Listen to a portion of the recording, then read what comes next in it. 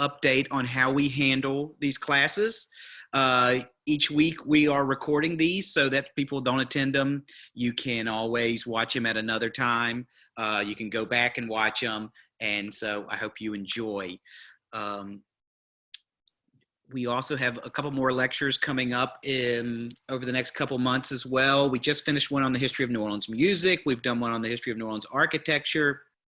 And then we're going to be doing one on Carnival in October. And we should be announcing over the next couple of weeks our symposium for December. So stay tuned to our website, friendsofthecabildo.org, and you can be kept up to date with the most accurate information. This week we're starting with the history of rum, and we have journalist Wayne Curtis as our speaker. And Wayne is a freelance writer for Atlantic, Forbes, Garden and Gun. Anything else I'm missing, Wayne? Other stuff. Other stuff as well. Daily Beast and Imbibe. Daily Beast and Imbibe, there you go. And then obviously he is known for And a Bottle of Rum, a history of the New World in 10 cocktails, which if you're interested, you can always get it from the 1850 House Museum store, which is our website, as well as our brick and mortar location on Jackson Square. So with that, we're going to get started with Wayne. And one last thing, if you do have questions, there is a chat function that you can put in there, and I'll be here kind of moderating that so that if we can do them in real time, or we might do them some at the end, depending on how in depth the question is. So if you have them, please just put them in the chat function, and even if we don't get to them right then, we'll get to them at the end of the night. So with that, I'll leave it to Wayne. Thanks, Wayne. Yeah. Sure. Yeah, Jason, one of the questions, I'm not seeing the chat because I'm doing the share screen. So if there's anything that's like directly related to what I'm talking about at the moment, feel free to jump in and interrupt me, and I'll answer the best I can. Otherwise, we can wait till the end, and I can pull out of the screen and take a look at the questions, or you can throw them at me. Yep, I'll be here the whole time. So if that happens, I'll pop in. Sounds good. And silence that corgi of yours. I want to just jump right in. Let's just start right in. I would like to begin with Boston's North End in January of 1919. Put yourself there. It's a pretty warm day for New England winters, in the 40s. Sort of a rarity for January that far north. And let's say you live in the North End, about half past noon, you hear somewhat of a pained creaking sound, something metallic. Then you get what sounds like sort of a muffled, burbling, tearing sound, like the popping of rivets and steel one at a time. If anybody here is from New England, I'm pretty sure you know what came next. It was the Great Boston Molasses Flood. If you've ever heard the phrase slow as molasses in January, and you've wondered exactly how slow is molasses in January, I can tell you it's 35 miles an hour. That's how fast the molasses came out of the tank on top of a hill, sweeping down across the North End. It was a 5-story tank. It contained about 2.1 million gallons of molasses that came roaring down the hill. It was a huge wave, about 25 feet high, 160 feet across. It's enough to knock streetcars off their tracks, houses off their foundations, buried quite a few people in there. And when all was said and done, they killed 21 people. 21 bodies were found in the molasses flood, injured hundreds of people, and it caused hundreds of thousands of dollars in damage all across the North End.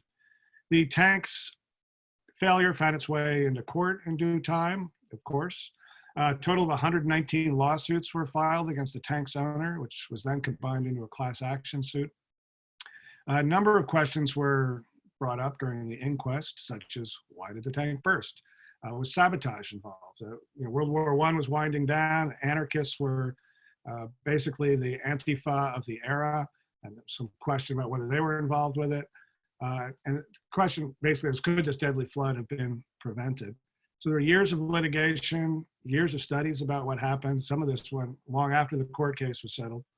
And then the real reason emerged, which I found on the internet. This is it here.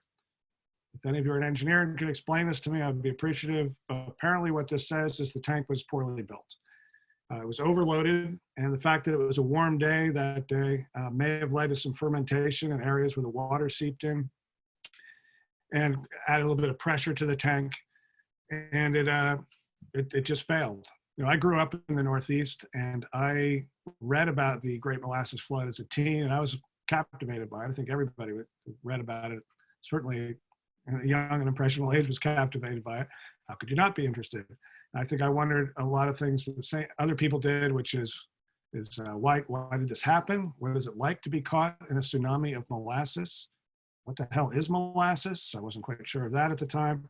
And for a long time afterwards, I had one additional question, which I never heard asked and so never heard answered, which is, what were 2 million gallons of molasses doing in downtown Boston?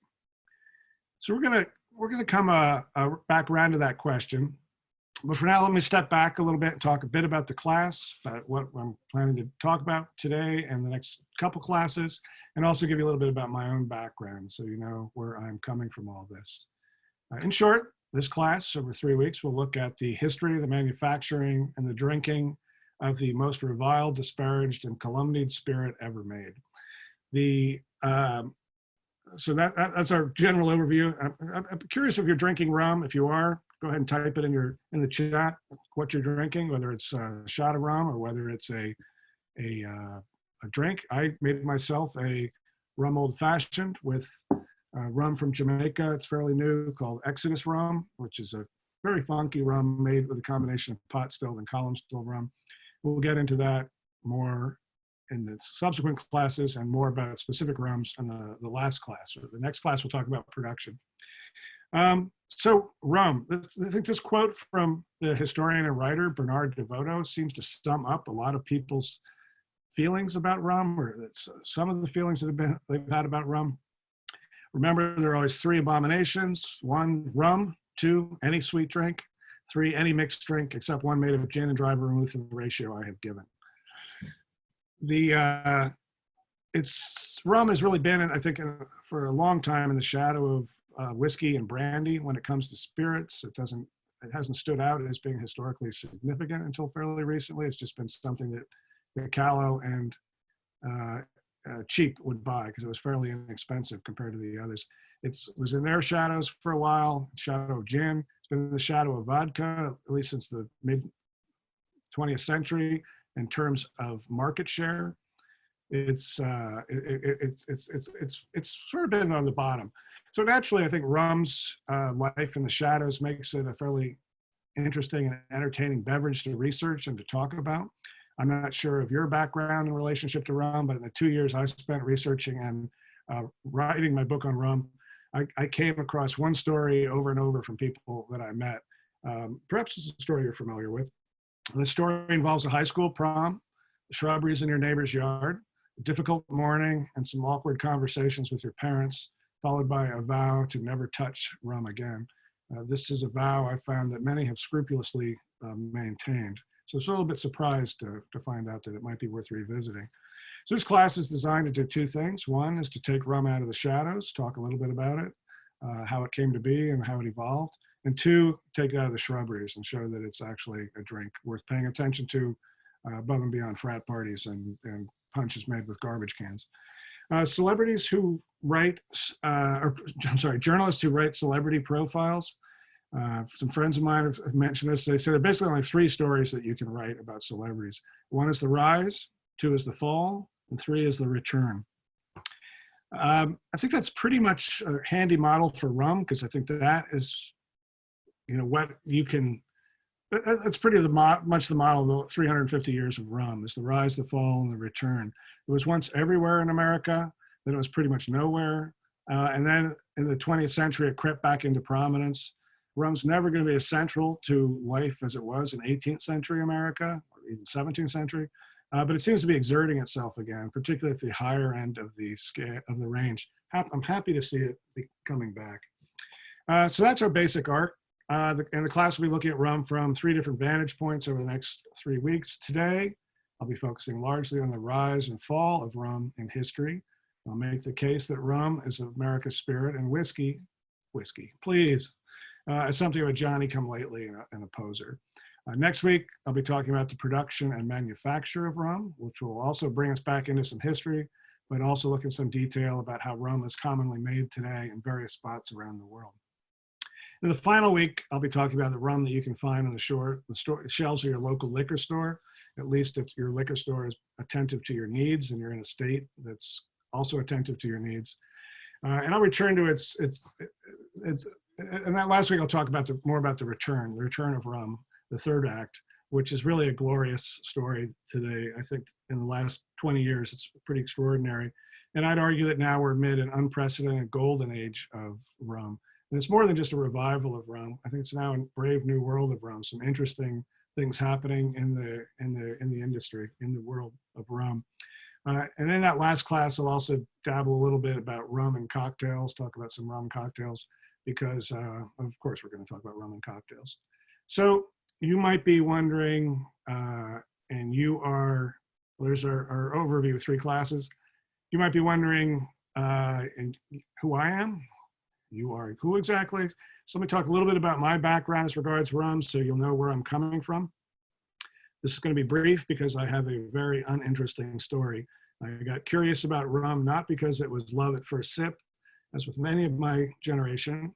My earliest exposure was to Bacardi, and I decided I liked it not at all, where I liked it tamed with some sort of fruit juice or mixers. What I decided was I like beer, which I happily drank for about 2 decades. But I took up another bad habit, and that was reading. In particular, reading about American history, in large part because that was what I was writing about. At the time, I was doing a lot about historic American architecture and historic preservation. And my background reading, I kept coming across references to rum. Slave trade, piracy, American Revolution, rum running during Prohibition. And I wanted to read a book on this, and well, I couldn't find one. So I thought, well, hell, I guess I'll have to write one. And I spent 2 years traveling to warm islands and burrowing in archives and asking people lots of questions, and this book was the result. A friend of mine once said to me that, wow, that's interesting. You got into rum because you were interested in history. It's a little bit like someone getting into sex because they read Darwin. I'm not proud of this, but it's the truth. That's where I've come from. So that's my background. Now let's jump into the history. It's current.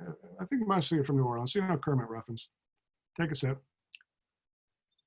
Wayne, we have a couple people that are drinking. If you wanted to know what people are drinking, please let me know. We have a 21-year-old Appleton Estate. We have a Plantation XO Straight, a St. Nicholas Abbey 8-year from Barbados.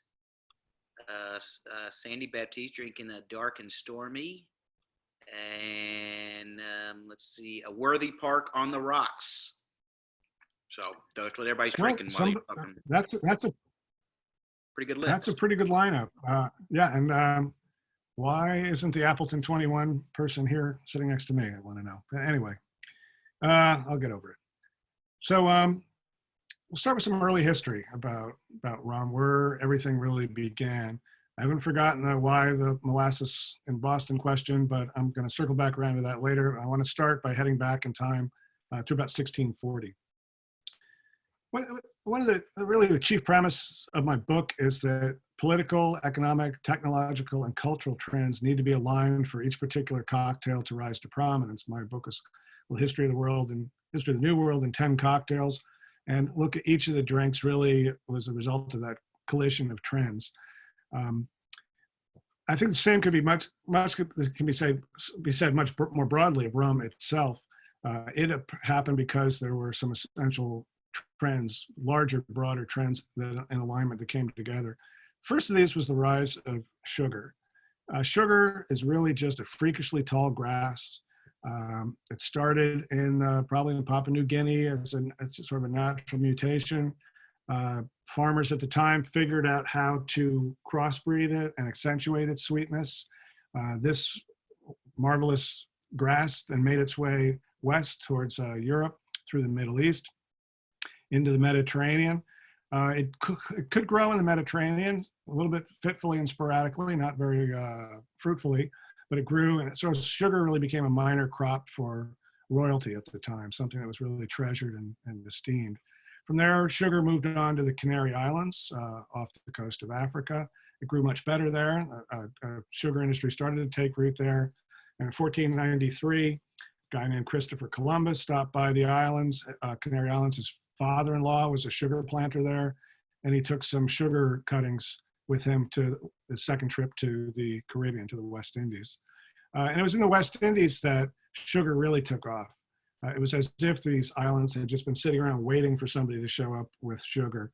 It was just the climate, the soil, everything was in place for it. Also in place was a thriving slavery trade, which allowed for the development of the industry to grow so rapidly and so prosperously. And I'll circle back around, we'll talk about slavery a little bit further down. But sugar went from a novelty for the wealthy to something that was a commodity that was widely used everywhere. Sugar was used for making sweets, obviously, as they are today, for baking and candies, for masking the taste of rancid meat, something we don't use it now so often for. We have enough meat that we can just throw it away and not having to sweeten it. And also for sweetening some new beverages that were popular at the time. And these included these three: chocolate, which first arrived in Great Britain in 1650, tea, or 1657, I'm sorry. Coffee arrived in 1650, and tea arrived in 1660. So you have a 10-year period when these three things all appeared at once in England. Can you imagine what it'd be like to be alive at that time and suddenly exposed to this? Of course, all three things have one thing in common: they're all a little bit bitter. They need some sugar to temper it out and make it tasty. So sugar just took off not only in production.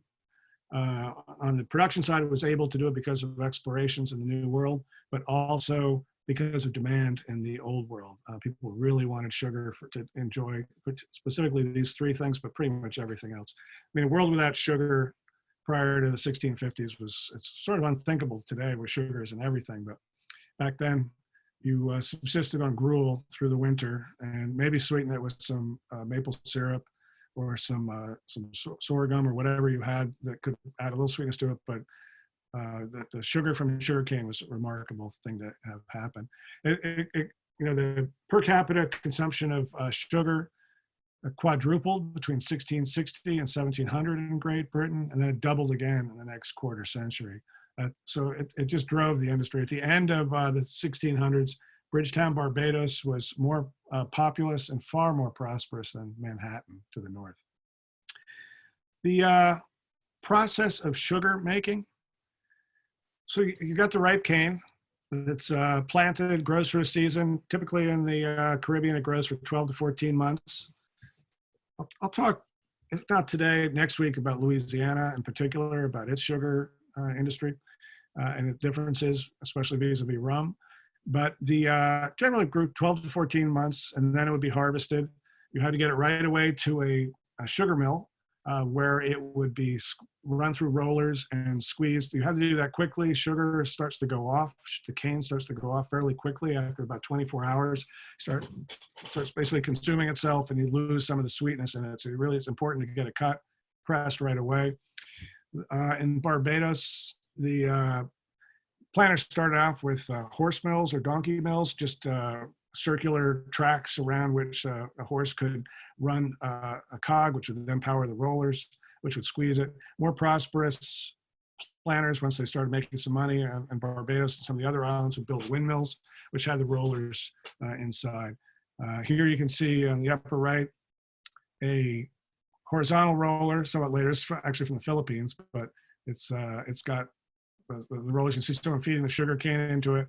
And on the left, you have, I'm not exactly sure where this is from, somewhere in the West Indies, the slaves feeding sugar cane into horizontal or vertical rollers that may or may not be powered by a windmill. I'm not sure exactly on this one.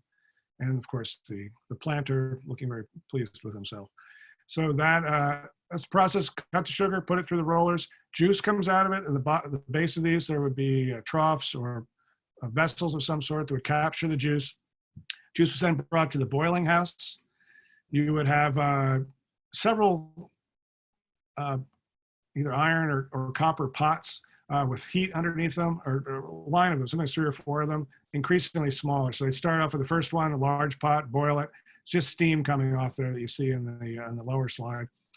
And you get it a little bit thicker. Then the job was, you can see people with the ladles, the long-handled ladles, just to ladle it from one pot to the next, and then to the next, to the next, till you get to the last pot, where it's brought down until it was pretty dense, and and started to get much more, almost a little bit viscous, and starting just on the verge of crystallization. It's hot, so it's not crystallizing, but it was just about to crystallize. And then you pull it out of there, and that's when basically the sugar processing would begin. Now, the sugar cane is an intricate crystal that you get out of there, and as you bring it down and make it more dense, it becomes basically a matrix. It forms a crystalline matrix, and within the matrix is this gooey stuff that doesn't crystallize, and that's the molasses. It's also called treacle. It goes by some other names, but you wanted to get the molasses out of the crystals. There was a way to do that with most simply here in molasses pot. This is so you'd have the sugar cone to the right. That would sit on top of the molasses pot. You put in the damp, sticky sugar. There was the sugar and molasses combination. And then over the course of several days, the molasses, just by gravity, would run out into the molasses pot. The sugar would then be packed up in paper and shipped north. That's why if you've seen pictures of sugar cones, this is why you've got a sugar cone. So you would go to the store and buy a cone of sugar, keep it on your table. You had special sugar cone scissors to clip off pieces of sugar that you needed for your coffee, tea, and chocolate, or a knife, and you could scrape some off as you did it. So we're going to ask what happened to the molasses in a second, but just as a bit of an aside, this was from a trip I did to Barbados some years ago. It's molasses. This is modern molasses extraction. Just wanted to mention this briefly. They have the centrifuge here where they sort of a mesh outside. The sugar goes into there and it spins around, and the molasses comes out and the sugar stays in, and then that gets dumped. All quite automated. I have a QuickTime video here. We'll see if it runs. It's probably going to be too dark to actually see all that much that's happening in there, but it does go from dark to light as it spins around, and you can see it cleaning up as the molasses comes out. So the process is the same. The technology is different. You've got your near crystallized sugar. You get the molasses out. From here, the sugar can go on to be further purified until you get the white sugar that we see in diners and supermarkets today. So molasses was really a byproduct of sugar making, and at the outset, it was just considered a nuisance. It was basically industrial waste. It was too bulky, really, to ship economically, and there was really not that much demand for it. People wanted the sugar. They wanted the crystals. Some of the molasses would be mixed with grain and with fodder and would be fed to the cows and pigs. It could be mixed with eggshells, water, and horsehair, and that made sort of a crude mortar that you could use to cement bricks and the like together. Molasses was also blended with various nostrums and used as a cure for syphilis. Not sure that it was very effective, but that's where it went. More often, molasses early on was discarded. One traveler said of molasses produced on the sugar plantations on the French island, quote, "It's never esteemed more than dung, for they used to throw it all away." In the 1680s, the French were said to be discarding 500,000 gallons of molasses every year. The next trend, so that's one trend, the rise of sugar production. You end up with molasses as the byproduct. The second trend that runs into that is the rise of distilling. And there's one other thing you could do with that leftover molasses, and I think you probably can figure out where I'm headed with this. You could dilute it, ferment it, and distill it into rum. I'll talk more in detail about the distilling process next week. For now, let's just say it's a medieval technology that was delightfully inefficient and was continually refined until the present day. And now it's so ruthlessly efficient that you can produce rum that doesn't taste like rum. It basically is vodka, if you want to do that. So the history of distillation is quite fascinating, and we'll touch on that next week. We won't go down that rabbit hole just yet. Suffice it to say that with the boom in sugar manufacturing in the 1600s, there was a whole lot of molasses sitting around, and that's where it ran into the second trend of distillation. So here we are. We've got molasses. We've got distillation. Distillation had been around for some time. This was not a new thing. It was not invented in the West Indies for the molasses. People have been distilling for hundreds of years in Europe. This slide here is a shot from the Black Forest in Germany, which I took just a few years ago. I was on a hike there from distillery to distillery, and this is in somebody's backyard, just overgrown. I have the sense that this is very much like what you would have seen in the Caribbean 250, 300 years ago. Fairly basic, straightforward operation. As I say, distillation has much longer history, even well predating the Europeans. Enterprising Egyptians had experimented with crude distillation early on, though they seem to be more interested in making perfume rather than drink. The Chinese also had an interest and a expertise in distillation. We're also using that quite early. In Europe, the first group that was keenly interested in distillation, that really took a shine to it, were the alchemists. They were not particularly interested in inebriation. They were mostly interested in not dying. So alchemists experimented with basic stills in search of a potion that would extend human life, preferably forever. That was their search. And what they found in their experiments, using crude early stills and taking some liquid that was low proof alcohol and turning it into something that was very high proof alcohol, they found some remarkable things. They discovered that the concentrated alcohol they produced was what they ended up calling the quintessence. And in Latin, that was the quinta essentia, or literally it means the fifth element. It was not earth, fire, water, or air, but something completely different. It was liquid that burned. If left unattended, it turned rapidly into air. And if you put meat in it, it didn't rot. And if you drank some of it, you felt immortal. Alcohol was clearly something remarkable during the studies in the medieval times. In France, this early spirit was called eau de vie. In Scandinavia, akavit.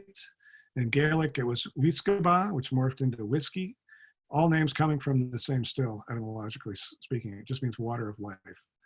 So distillation and molasses came together in the West Indies. The technology came down likely with the Dutch, probably by way of Brazil. Some of the early islands where the Dutch were involved. And it showed up in the West Indies, and that was sort of the big bang of rum. Lots of molasses, distillation technology, collision. Now, let me say a few words about the invention of rum. And my book is in part an argument that Barbados is the seat of the modern rum industry. That is, virtually every bottle of rum on every liquor store shelf and back bar today can trace its ancestry back to Barbados around 1640. That doesn't mean it was the first place that rum was distilled from sugarcane or molasses, but it's the place where rum took root and grew as a commercial enterprise. It's the oldest continuously operating distillery that we know of is the Mount Gay Distillery on Barbados, for which the records dating back to 1703. It's likely they were producing rum there prior to that. However, it's quite certain that others in other lands have been making what's now called rum from juice extracted from sugarcane. As my friend and spirits historian David Wondrich put it recently, when rum was invented, it was already at least 1,000 years old. He's turned up evidence that a form of rum production was underway in northern India as early as 600 AD and evolved into a product called arak, which is just a word meaning distilled spirit. It's very possible that this concept of rum traveled from India to the West Indies somehow in the 1600s by way of Europe, India to Europe to the West Indies. There's not a lot of solid evidence for this. It's more conjecture and speculation, nor is there much evidence of rum being distilled elsewhere in the Western Hemisphere prior to 1640. There's plenty of sugar being grown in the Caribbean islands and Brazil, the other islands, and the technology, as I've said, was available. It doesn't tax the imagination that rum was cropped up somewhere before Barbados. But any traces of these other industries and other places have apparently vanished. I'm willing to bet that at some point, someone will find solid evidence of a small-scale rum industry in Brazil predating Barbados. But the fact that it's not readily available isn't a surprise. With fire, the rot of the tropics, sackings and pillages of coastal towns over several centuries, it's no surprise that records have been destroyed. And it's equally unlikely that records of shipments of rum from the Brazil to the old world, to Portugal, or even Spain from other countries would come to light because the mother country, they had banned the production of spirits in the colonies, largely because they had the brandy makers on their case to make sure that there wasn't any competition from a cheap spirit that would come from the New World. So there probably any rum that did make it from that was made and then produced and shipped to Portugal certainly would have been surreptitious and illegal. It would have been just basically smuggling. So don't expect to find records on that. Hope somebody finds something about this because I'm sure it's there and it's fascinating to me. A few things have cropped up, nothing definitive though. So so these other pockets of rum production, I think India, Brazil, probably Venezuela, some of the other Spanish islands, some of the Spanish islands in the Caribbean are probably places that there was stuff, but I see these as evolutionary dead ends, sort of like the Neanderthals or the mangrove finches. They just flourished for a time, but then failed to find an ecological niche in which they could survive and thrive, and so they eventually died out. So that brings us back to Barbados, which is the source to which we can definitively trace rum today. Significantly, also, as part of that family tree, it also appears that Barbados was likely the island that gave its spirit its name, though it wasn't originally called rum. So the early records of Barbados and elsewhere in the Caribbean, the spirit from sugarcane is called kill devil, and that seemed to be the primary name for spirit distilled from cane for a decade or two. It's unclear whether that name meant that rum would kill the devil and provide sanctuary, or whether it was the devil and would kill the drinker. The name mostly faded out of popularity by the late 1600s, though I'm told it's still commonly called Gildiv, spelled with a G, in Haiti, which is an etymological descendant of kill devil. We start seeing references to rum, R-U-M, in the 1650s for the first time. This is Three Houses Plantation in Barbados, at least the site of where it was. I visited there when I was researching the book. Didn't learn anything, but it was a pretty spot. I enjoyed it. This is the spot where I found the earliest records on Barbados where rum was referred to as rum, or sugarcane spirit was referred to as rum. It was in the deed of Three Houses Plantation, dating to 1658. And the deed was between Gideon Law and John Roberts. And it mentions, quote, 4 large mastic cisterns for liquor for rum, end quote. It was not noted in the official records of 1651 or 1654, where it was sold prior, and there it was just referred to as the country spirits. So it cropped up in 1658. First time I found a reference to it in official records was in 1668, when the Barbados Assembly passed an act for, quote, preventing the selling of brandy and rum in tippling houses near broad paths and highways. Interestingly, the Barbadian Assembly started licensing tippling houses in 1652. And that was what the pubs were commonly called, or taverns, whatever you like to call them. They're called tippling houses. For the preamble of the 1668 legislation, and it said that the problem was on Sabbath, quote, many lewd, loose, and idle people do usually resort to such tippling houses. So that had a reference to rum as well. So those were the first, talking about 1650s, when the rum actually starts to appear as a name. As to the derivation of the word rum, where rum comes from, what the etymology is, there's really no agreement on this, just some speculation, much like the word cocktail. I found an 1824 essay about the name's derivation by a man named Samuel Morwood, who suggested it might be from the British slang for the best, as in having a rum time, which predates 1650s. Morwood wrote, quote, as spirits extracted from molasses could not well be ranked under the name whiskey, brandy, arrack, etc., it was called rum to denote its excellence or superior quality. Given what was known about the taste of early rum, this seems very suspect to me. Among those unconvinced by the argument was apparently Samuel Morwood himself, who went on to suggest another possibility that it was taken from the last syllable for the Latin word for sugar, saccharum, explanation that you often hear today as for why rum is called that. Other word detectives have mentioned the Roma word rum, meaning strong or potent. Tantalizing, this variation of rum has been linked to rumboos or rambus, or rum fustian, both popular British drinks in the mid-17th century. Unfortunately, neither of these drinks are made with rum, but rather with eggs, ale, wine, sugar, and spices. So I'm not sure that there's a connection there between the spirit that was made in the West Indies. I'm thinking the most likely derivation is that rum is a truncated version of the words rumbullion or rumbustion.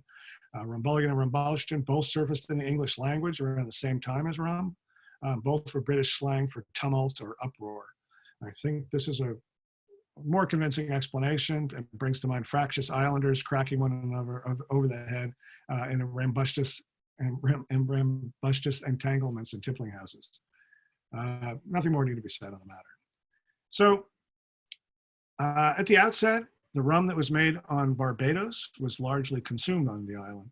Barbados became famous for the quantity of drink that its inhabitants ingested. A century after what we're talking about now, from the 1650s, Benjamin Franklin compiled a long list of synonyms for the word drunk. One of these was been to Barbados, so it had a reputation. How much did they drink on Barbados? Let me cite a few accounts. Sir Henry Colt visited Barbados in the mid-1600s when the industry was starting to take off. He noted he'd been long accustomed to downing 2 or 3 drams of spirits daily in his native England. But on Barbados, he reported that his companions had him up to 30 drams daily. Had he remained on the island, he wrote, he no doubt would be downing 60. Another traveler named Thomas Verney wrote that Barbadians were often so potted that they passed out where they stood, and in their benighted state were savaged by tiny land crabs that plagued the island. Richard Langan, who wrote the definitive history of colonial Barbados, he wrote, quote, "The people drink much of it, indeed too much, for it often lays them asleep on the ground, and this is accounted very unwholesome lodging." This is another quote that sums up the situation nicely. I think this is from 1737. "But I persuade myself the death of thousands can be ascribed to nothing else than intemperance. Sometimes at sea the living is hard, but once they get ashore and find plenty of rum punch, etc., they swallow it down with excessive pleasure, get drunk, expose themselves to noxious dews, are seized with fevers, and die." If you're thinking of opening a bar and casting about for a name, I would submit that noxious dews remains available to somebody. Clearly, it wasn't just Barbados where rum was being made and consumed. It spread from throughout the Caribbean. Wherever there was sugar being made, rum followed. Jamaica began when the British took it from the Spanish, Martinique, St. Lucia, modern-day Haiti and the Dominican Republic, and Cuba. Sugar was so valuable and produced such fortunes that all arable land was given over to sugar and rum, and the rum became increasingly important. It really helped finance things. In 1776, economist Adam Smith and The Wealth of Nations, he wrote that, quote, "A sugar planter expects that the rum and molasses would defray the whole expense of his cultivation. The substantial sugar sales were almost entirely profit." Smith likened this situation to a farmer covering all his cultivation costs through the sale of chaff and straw. So it spread throughout. Sugar took off because it was the internet. I mean, you can trace different eras. There's the railroad fortunes, the oil fortunes, the internet fortunes. The sugar fortunes may have topped them all in terms of how much money was made and how quickly and how easily, if you could get something started. So throughout the islands, sugar, molasses, rum, and it originally, like I said, was an island colony thing, but through the different travel channels north, it started to move. Now, as I mentioned, all the arable land was pretty much given over to sugar, where it was being grown. But there's lots of slavery, lots of others who were supporting, slaves were running the plantation, lots of others who were supporting the plantation. You needed food for them. So it seemed to many people to be a waste of expense and land to grow food on Barbados. Better just to buy it from nearby colonies to the north. There are 26 British colonies in the Northern Hemisphere, 13 famously up north that broke away eventually, and then another 13 in the islands down below. So there's a lot of trade between the two of those. They would bring in pretty much what they needed from those northern colonies, whether it was dried cod from New England, Nova Scotia, Newfoundland, salted pork from Virginia, the timber for buildings, horses, livestock. All this came from the northern colonies going down to the West Indies. And the traders would come down with all these things loaded into ships.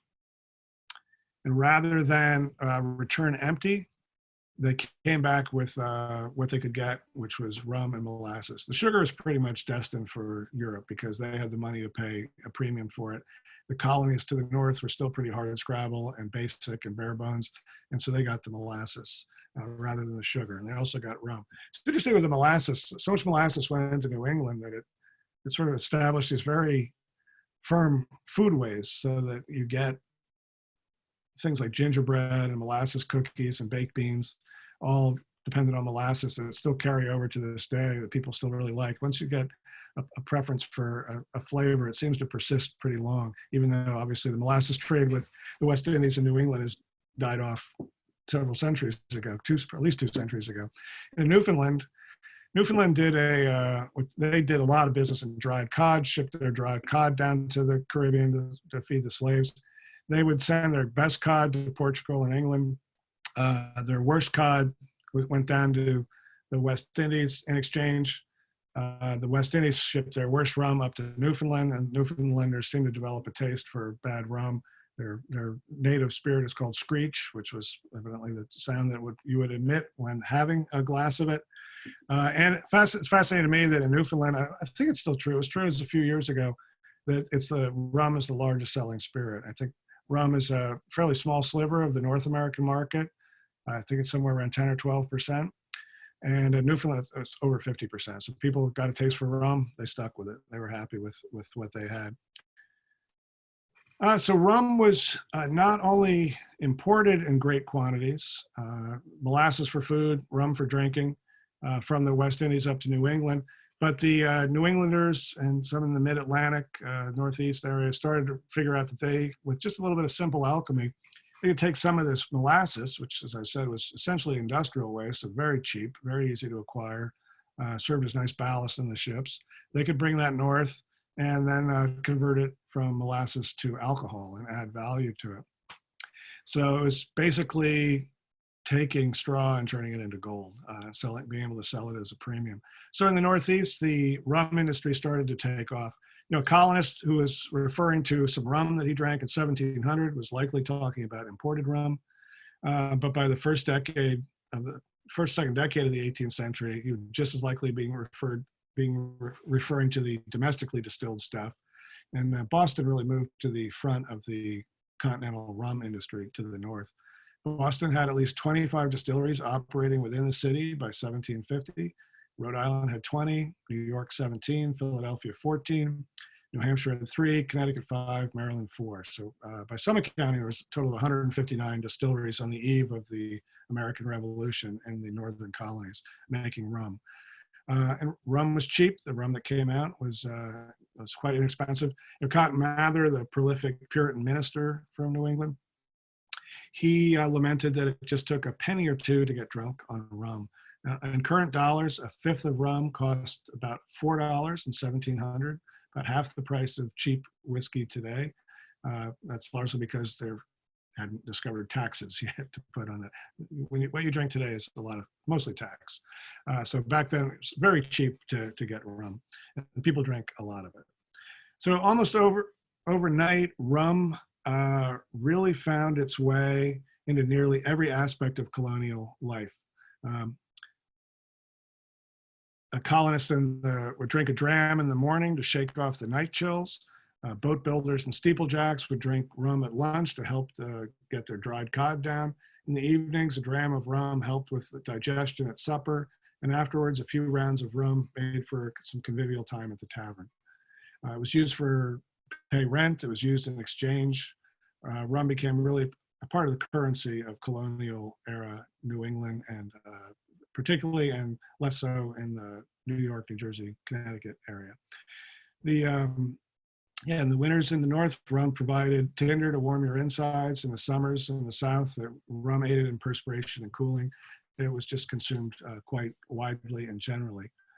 Children were giving rum to cure minor ailments. Rum was employed to soothe chills and fevers. Always in hand for emergency. There were came across this published instructions and for victims of drowning in Massachusetts, called for blowing tobacco smoke up the victim's rectum, and there were machines actually built for this purpose. While you did that, you bathed the victim's breast in hot rum, and that was supposed to revive a drowned person. Colonists became somewhat picky about their rum. New England rums were, with some exceptions, and rum from Medford, Massachusetts, for instance, was considered fairly high quality and good. but most of it was considered rough and sold for less than the rums imported from the Caribbean. Instructions were printed here in this book called The True Art of Gauging, that perhaps seriously, I'm not sure, for making counterfeit rums. To make them taste like they were from the West Indies. Here, I'm not sure if you can read this, but the true art of mixing every kind of wine and spirit so as to retain the flavor of either sort you desire. And the invaluable secret of changing the quality of Philadelphia and New England rum to that of West India at the trifling expense of your honor and veracity. So how was all this rum consumed? Much of it was drunk straight, as today. But what struck me when I was doing my research was just how creative the colonists were in making and naming their different rum drinks.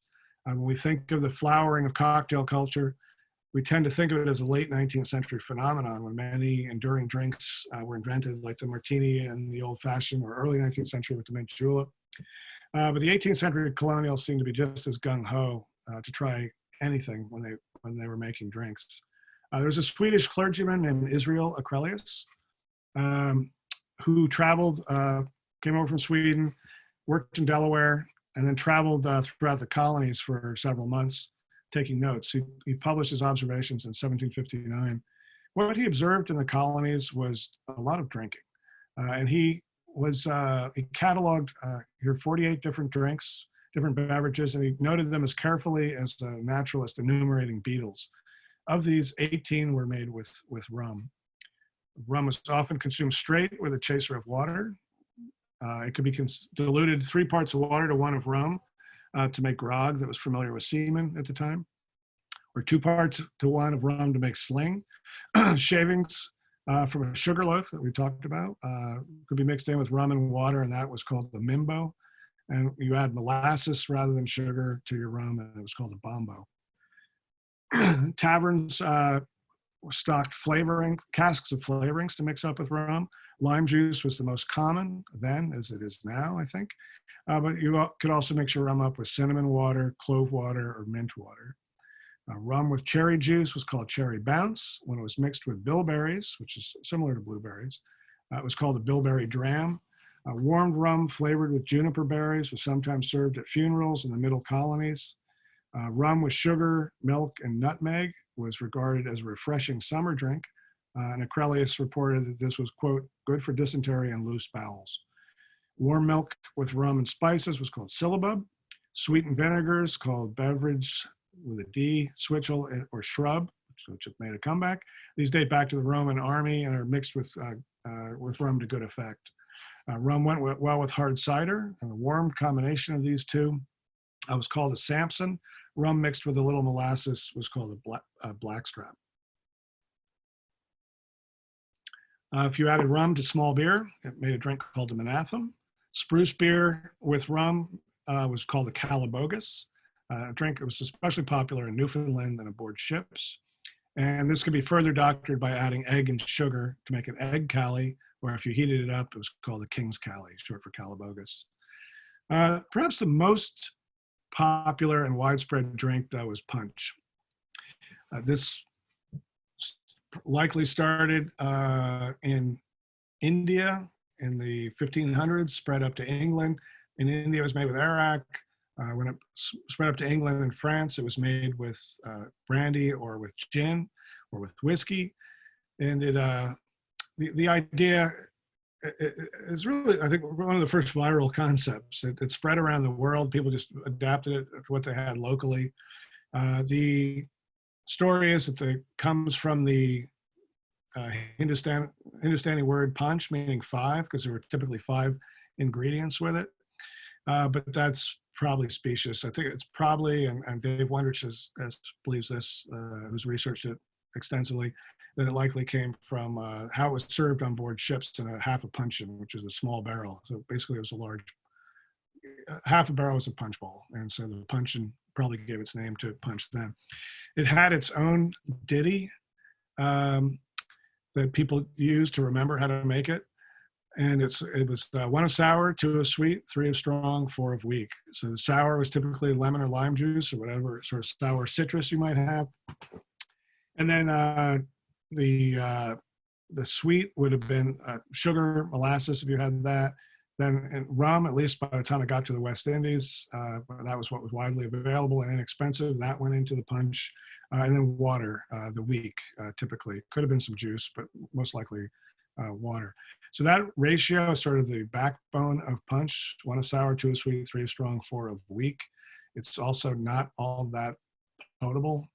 It skews sweet, as it's aimed at the taste buds of colonials who just couldn't get enough sweet. They just could not get enough of it. So the sweeter it was, the better. Better ratio, one that I tend to use, is 1, 1, 4, 6 rather than 1, 2, 3, 4.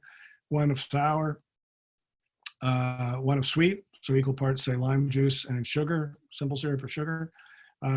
4 of strong, 4 parts rum, and then 6 parts of whatever you use for weak. And I tend to, I really like tea, particularly red tea, sometimes lapsang souchong tea, to make up the punch. But play around with it. It's an easy, forgiving thing. You can start by just dumping an entire bottle into a punch bowl and then figure the proportions around that, what you need for everything else. So the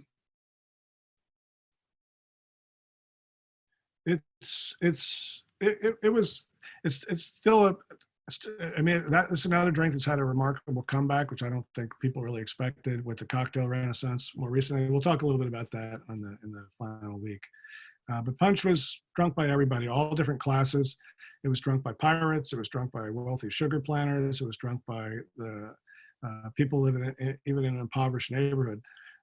There is a study, Frederick Smith, who wrote a couple of books on Caribbean rum. He's an archaeologist, spent quite a bit of time digging in the Caribbean, researching the history of alcohol.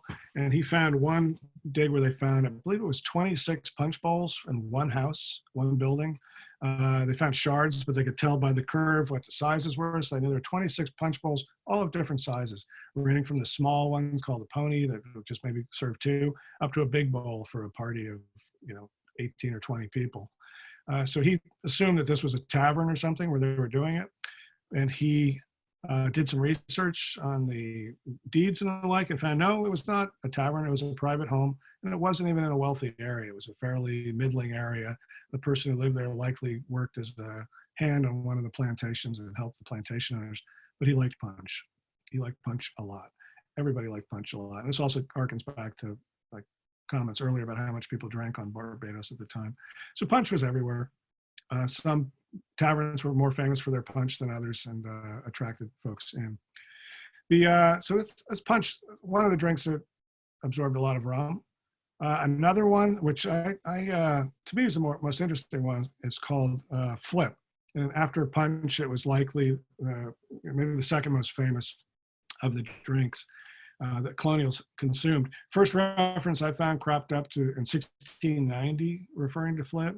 And by 1704, there's an almanac that even published a short poem that mentioned the drink. The days are short, the weather's cold. By tavern fires, tales are told. Some ask for dram when first come in. Others with flip and bounce begin. So flip is it's an interactive drink. It's a drink that takes a little doing. To make this drink, a tavern keeper started with a large earthenware pitcher or an oversized pewter mug. This would be filled about 2/3 with strong beer. And to this, he'd add some sort of a sweetener, molasses or loaf sugar, maybe dried pumpkin, whatever else was at hand that could sweeten it up somewhat. Then came, let's say, about 5 ounces of rum. This is at least the proportions that I worked out. This would be neither stirred nor shaken to mix it up, but it would be mixed with a device called a loggerhead. And that's a narrow piece of iron that would be beaten into a bulb at the end. These were originally created for shipwrights. They'd be working on ships, caulking the seams with tar in the winter. They'd have a puncheon of tar. It would get stiff when it got cold, so they'd keep these pieces of iron with a bulbous head in the fire all day, and then take it out once in a while and stir up the pitch with it just to keep it soft and pliable. By some strange route, the loggerheads made their way into taverns. They would hang on the mantelpiece and then be put into the fire, which all the taverns had to keep warm in the winter. And here's a modern day loggerhead being heated not in a fire but on a propane torch. These would be heated up till they were red hot, and then they were stuck, just put right into the pitcher or the pewter mug to mix them up and heat the whole thing up. It's pretty dramatic. When you get that red hot and put it in with a liquid, you get this great hissing sound. Everything foams up. There's a smell that comes out from it.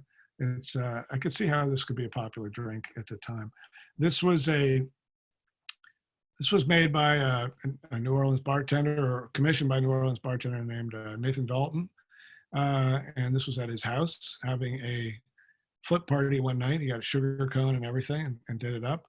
I was a little bit surprised to see that Flip might be coming back, but I've gotten phone calls from bartenders over the years asking about Flip and asking about how to make a loggerhead that would be efficient and up to code so that they weren't inviting the attention of fire marshals.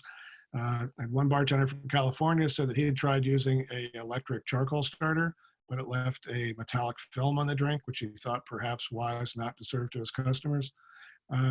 There's a bartender in New York named Dave Arnold, who is a sort of a pioneer in molecular mixology, and he invented a loggerhead that heats up over 1,000 degrees. You put that into a drink, and it not only sent up the foam, but also these great showers of sparks and flames. It was quite dramatic. Not sure if that's still being used. And this one here, yeah, like I said, is a party in New Orleans. But I was surprised a couple of years ago that I walked into a bar in Louisville, Kentucky. It was a cold night. It was probably about 15 degrees outside.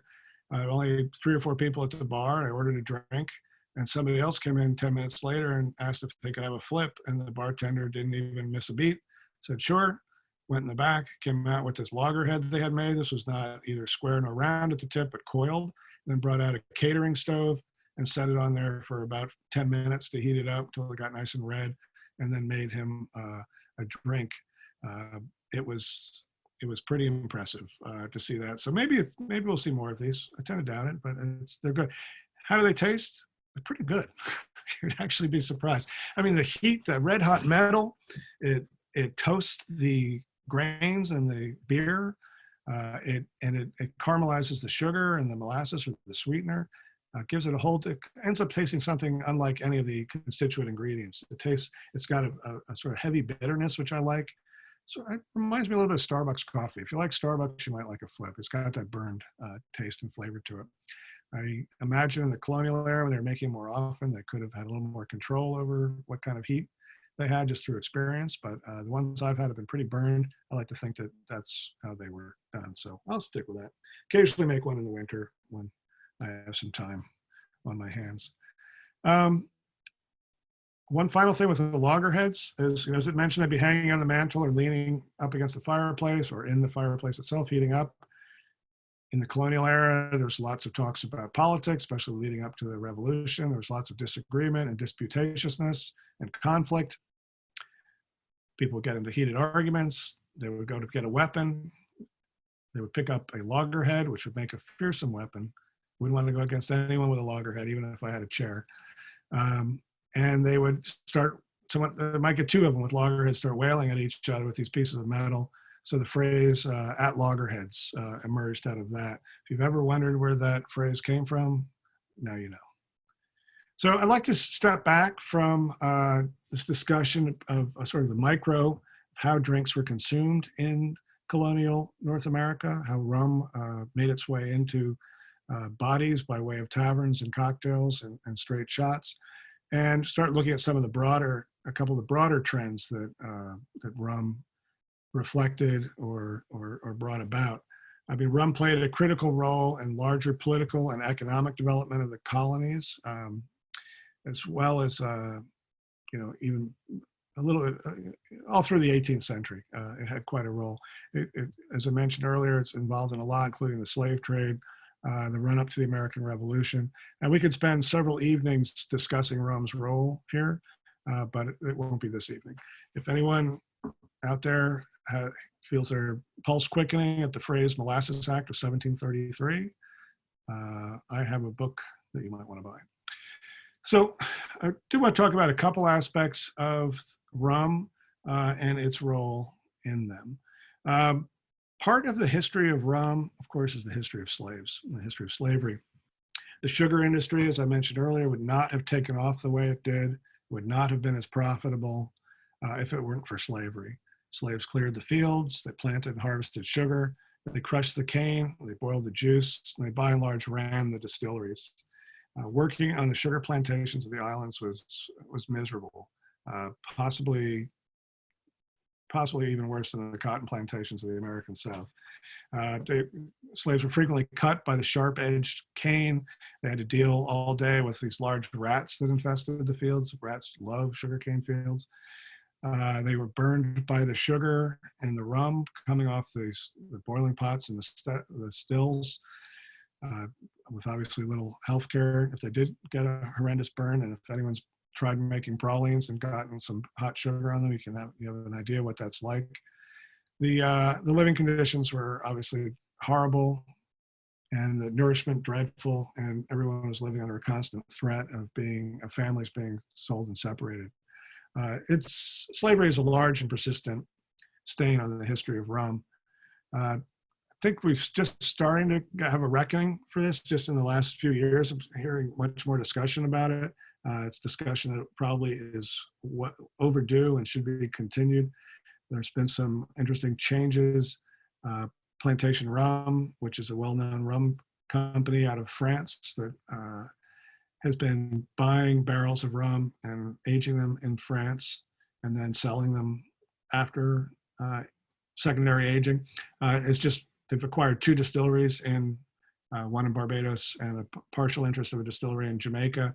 And they announced a few months ago that they were going to drop their name, which they've had since they started, and no longer use it as Plantation Rum. They haven't come up with what name they are going to use, but they're now cognizant that the term is not benign. It's not just, I think for a long time, the word plantation has had sort of a gauzy, romantic feel, at least for a lot of Americans, brought up in the shadow of Gone with the Wind.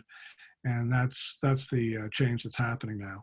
I think we'll see that, as I said, I think we'll see that continuing to change over time. There was also interestingly, the matter of the slave trade, which has also been even more linked to rum. If you forget your 7th grade history or social studies, this was the triangle trade, as has been commonly taught throughout most of the 20th century, at any rate. Here's how it goes if you need a refresher.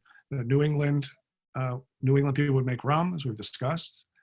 They would then pack it up and ship it to Africa. There they would trade the rum for slaves. The slaves would then be shipped to the Caribbean and West Indies. And there the slaves would be traded for molasses. Molasses would be shipped to New England to make rum, and over again. It was like some vast and nefarious clockwork that powered the New England economy and brought prosperity. Problem is, it's not exactly true. I came into this book, researching the book when I did it in 2005, for a chapter on the triangle trade. I started off researching it and came to realize that it was not as vast and nefarious as we've been led to believe through history and other classes and through popular lore. And how that came to be ended up being equally fascinating to me, how it came to be such a dominant idea. And I think you trace it down to there's a businessman historian named William Whedon, who was from Massachusetts, I believe. Around 1887, he gave a lecture in which he linked together some fairly thin evidence from a couple of historic studies of the slave trade that came out just after the Civil War. And from that, he deduced this whole triangle trade clockwork, this whole triangle trade evil enterprise. In his lecture, he said, quote, "We have seen molasses and alcohol, rum and slaves, gold and iron, in a perpetual and unwholesome round of commerce. All society is fouled in this lust. It was inflamed by the passion for wealth." So he really came out and hypothesized that this is where a lot of the New England money came from, and attacked it as well. And it became a common notion. So one of the themes from tonight is the collision of different cultures that give rise to certain ideas or objects. And I think this is another example of that. There were a few things that were fueling the rise of the triangle trade idea. The first is that the prohibitionists liked it. They wanted to tie drink with the slave trade. I think we're talking about 1880s, 1890s, leading up to Prohibition 1919. This was very convenient to talk about rum and the slave trade and how it was basically dark money. It was something that was evil and should be acknowledged, but also condemned. So it was handy for prohibitionists who wanted to make drink seem horrible. At the same time, you had those who, coming into the Jim Crow era, were still defending slavery's role as an institution, even though it no longer existed in 1887. But they also came out and thought that they could basically tar the New Englanders with the slave trade, with the triangle trade, by saying that it was obvious why the New Englanders were so down on slavery, why they were favoring prohibition, is because they had made their fortunes already in this trade. They were equally complicit in the dehumanizing of the African American or the African culture at the time. So the prohibitionists really pushed the idea, and as did the abolitionists, the remnants of the abolitionists following the war. Third one, this was fascinating to me. John McCusker is an academic. He wrote like a 1,400-page PhD thesis on rum in the American colonies. There's only a few copies around if you can find one. Well, so a lot of data, let's just say that. But he had a fascinating quote in there, and I want to read this quote exactly because I think it's really well crafted. He thought a lot of the rise in the triangle trade concept, the way it spread through popular culture, was because, quote, a morbid and somewhat flagellant fascination on the part of late 19th century New Englanders with the sins of their forefathers. So those were the three things that sort of seemed like they were helping drive the triangle trade. I'm not going to say it was a myth because all three of these elements existed. It's just that there were, well, I'll go on. But one other thing I want to say is just sort of about the popularity of this triangle trade. I think it really reached an apogee around the bicentennial when this Broadway play took off, 1776. It was a huge hit. It was basically the Hamilton of the era. Lots of lively numbers in it, lots of talk about revolution and whatnot. But this was one of the best known musical numbers in here, called Molasses to Rum. And it began, molasses to rum to slaves, oh, what a beautiful waltz. You dance with us, we dance with you, and molasses and rum and slaves. I grew up with this. I'm not sure if others did, but this is how it became really entrenched, I think, in the idea of how the triangle trade worked. So I've talked about the idea and how it came about, but why am I thinking it didn't exist in the way it existed? In the research I did, I learned that modern scholarship has not found the data to back up this big, huge and economically powerful system. Historians have been studying shipping logs from Massachusetts and Rhode Island at the time, which ships went where and when and what they carried with them. They haven't found a single ship that went on all three legs of the triangle trade. As I said, it's not to say that to deny that there was evil things going on, but that it wasn't the neat mechanism that the arrows on that map suggest. And certainly there were ships that were sailing with rum to Africa.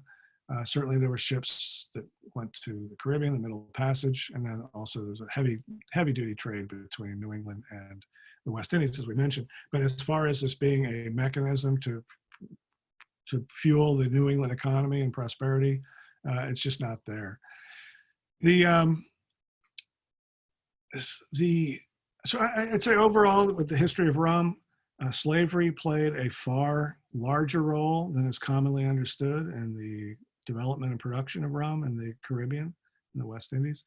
But I think that in the more narrow triangular trade, which a lot of us were brought up to associate with slavery and rum. It played a smaller role than popularly believed. So slavery, and if you have other questions, we can continue to talk about that at the end. But as to I also want to mention the American Revolution, now that we're 1776 here, the role of rum there. It's a large and dense topic. Again, I have a chapter in my book on it. I don't think I'm going to dwell on it this evening. The short version is that I don't think that rum gets quite enough credit for the move towards the nation's political independence, largely because resistance to the Molasses Act served as a dress rehearsal for the wider rebellion that came in 1776. But as for the role of rum in the revolution, I'm going to gloss over. I'm just going to let Sam Adams or John Adams, Sam Adams would be the brewer, to carry it. I know not why we should blush to confess that molasses was an essential ingredient in American independence. Many great events have proceeded from much smaller causes. There's a connection there. It's fun to pursue, but I know it's a fairly narrow interest. So if you'd like to pursue it, I can offer some advice on that. So to sum up what we've talked about so far, it's rum as an industry started in the West Indies. That's where we can trace it back to continuously. It became an integral part of colonial life in the Young Republic, both in terms of production and manufacturing of rum, as well as in the consumption of rum. And it was an essential ingredient, not only in American independence, but also in almost every aspect of American colonial life leading up to 1776. So rum is part of America. It's part of American culture very solidly. So it comes as a little bit of a surprise that something striking happens after the revolution. Rum fades fairly quickly from the American scene. It went from being everywhere to being somewhat of a marginal and peripheral product. That some historians have suggested that rum sort of had a whiff of the old regime, of being under British control, that it just was unpatriotic to drink rum, so there was a shift over to other spirits, and as well as making your own beer and your own cider at home, and that was seen as more patriotic. There was the beverage equivalent of homespun.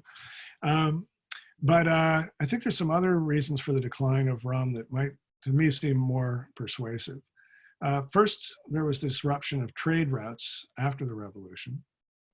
And prior to the revolution, as I said, there were 26 colonies, 13 North, 13 Island, and they could trade back and forth fairly freely because one was supplying the others, all under the British umbrella. After the revolution, that became more complicated. There were an independent country that had to negotiate trade agreements and tariffs and the like, and that became somewhat disputatious. It became harder to get molasses shipped up to the Northeast from the Caribbean, so that became a little more trying. At the same time, production technologies became a little bit more efficient. I said molasses is a byproduct of sugar making. The less molasses you can produce by using better methods of planting and sugar extraction, the less, not necessarily you get less molasses, but there'd be less sugar in the molasses, and less sugar in the molasses made it harder to make rum. So it became a little less desirable in that way. Also, sugar became a little bit more difficult for the planters in the Caribbean to continue to make the profits they did and produce the quantities they did of sugar, partly because sugar depletes the soil pretty substantially. And after the first few generations of sugar, you need to supplement the soil quite regularly. It became more of a business and less of something that everybody did with lots of molasses left over and everything. The focus became on making money out of the factories and the sugar plantations and getting every dollar they could out of it. So the molasses was no longer quite as cheap as it once was. The other thing that happened, and I think this is fairly significant, was the rise of another spirit, whiskey. This had a lot to do with the decline in rum, according to most historians. I'm sorry, I get a little sad about the decline of rum. I have to have a sip here. After the revolution, after 1782 wrapped things up, Americans started emigrating in increasing number from the crowded eastern seaboard cities across the Appalachians into the Ohio Valley and beyond. They were pushing, they were into Western Pennsylvania, Indiana, all out there. What did they find out there? They found amazing soils and great growing conditions for all sorts of grain, especially corn, rye. Forests fell, crops blossomed. New settlers found they could produce way more than they could sell locally. There were just not that many settlers out there, and they could grow a lot of grain. So this presented a logistical problem. How do you get agricultural commodities like rye and corn to East Coast markets where all the people were? Shipping barrels of wheat or corn by buckboard overland across the mountains was expensive and impractical. One alternative existed, and that was with a modest investment. Farmers could convert their grain to whiskey. One horse could haul about 4 bushels of wheat when milled into flour. But if that grain or corn were run through a still and put into a cask, the same horse could haul equivalent of 24 bushels of wheat or grain. So a traveler in Western Pennsylvania in the late 1700s observed that at least one farm in 30 had an operating still. So great torrents of cheap whiskey were being made and flooding across the mountains and into the cities along the eastern coast. Also, of course, New Orleans plays a role in this. The other efficient way to ship product was to load it onto a wooden barge, hire a couple of barge hands to float it down the Ohio or the Monongahela or whatever river that would flow eventually into the Mississippi. The Mississippi would flow down to New Orleans. There, the products, the barrels of whiskey could be offloaded on shore, sold to a broker who could then sell them to a ship heading up to the eastern seaboard. So that was a fairly efficient way to move things. Remember that we didn't get canals until the 1820s and 30s, didn't really get railroads to the 1840s and 50s. So until then, logistics drove a lot of economic decisions at the time. So you had a lot of whiskey flooding the eastern seaboard. It used to be rum that was coming in by the shipload, and now it was whiskey that was coming in. It was cheap, it was pretty good, apparently, and it was more patriotic. So whiskey really, starting, I think it was in the 1790s, the Brown brothers, who had a big rum operation in Providence, Rhode Island, also exported, dabbled slightly in the slave trade, not much, but they switched from rum to whiskey. I think it was in 1790. Went on to found Brown University, as an aside, but it was a major tectonic shift in spirits at the time. So I'd say that rum tottered, whiskey took over. I'd say rum died. Rum got not dead, but he was badly wounded. He was not doing well by 1800, 1810, and we really became a whiskey country then. I think rum had one last hurrah in the mid-19th century when it found itself in the crosshairs of temperance leaders who were railing against demon rum.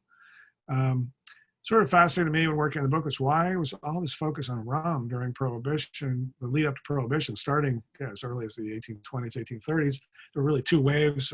First wave, mid-19th century up to the Civil War, sort of foundered and faded, and then it picked up again in the 1870s and 80s, and didn't really reach its peak until 1919 when the alcohol was banned in the U.S., or the sale of alcohol was banned, and the Volstead Act came in to take over.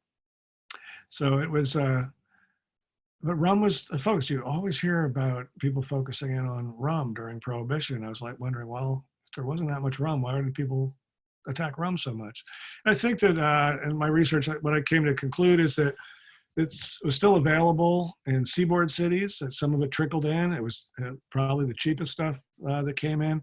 And it was the stumblebums and the lost cases along the wharves that were drinking rum. And that was among those who were the poster children for Prohibition. So I think rum continued to play a smaller but significant role there. In modern terms, I think attacking rum rallied the base.